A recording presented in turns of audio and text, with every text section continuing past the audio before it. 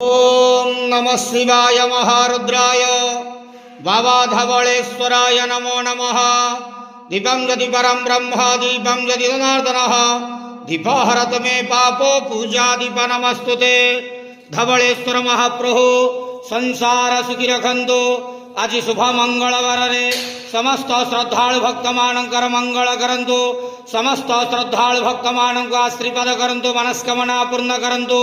कर्म क्षेत्रोन्नति करंतु। ग्रहरिष्ट मान खंडन करंतु।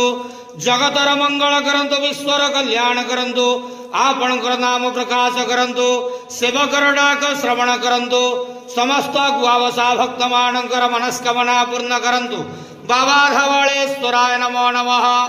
संसार सुखी रखंतु आनंद गेवार हरि बोलो। आज शुभ मंगलवार रे समस्त श्रद्धालु भक्त मानकर मंगल करंतु आनंद गेवार हरि बोलो। ओम नमः।